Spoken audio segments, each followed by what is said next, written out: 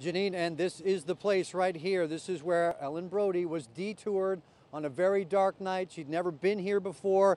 Headlights coming toward her. She doesn't see us very well.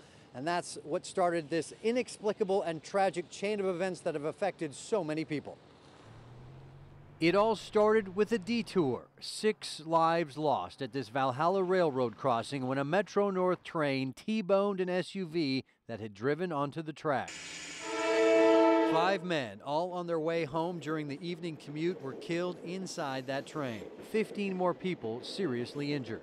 Multiple injuries, trying to educate everybody down now. The driver of the SUV, 49-year-old Ellen Brody, was killed instantly in the fiery explosion. Brody was on her way to Scarsdale via the Taconic Parkway when she was detoured by a head-on collision that sent traffic onto Commerce Street. When she arrived at this railroad crossing, an intersection she'd likely never used before, the railroad crossing gate came down on her SUV. Brody got out, walked to the back of the car and tried to free it from the crossing gate arm, then got back in, paused, and rolled forward. A process that took about 30 seconds, and that's when train 659, traveling at about 48 miles per hour, collided with the SUV, pushing it 1,000 feet down the tracks.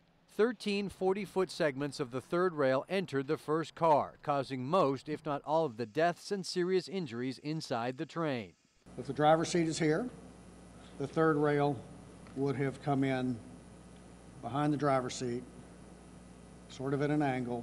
And by the time it had come through the other side, it's now on top of the right rear tire. Passengers then fled the burning train, most of them walking south into Valhalla, where they waited for a ride home, many not knowing the true seriousness of what happened until they turned on the evening news.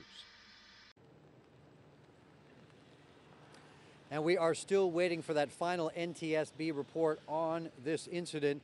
But Ellen Brody was one of the people involved in this incident. There was another person, the man who was driving behind her. News 12's Tim Cassidy is one of the people who talked to him on that night. And Tim, you've got more on his story.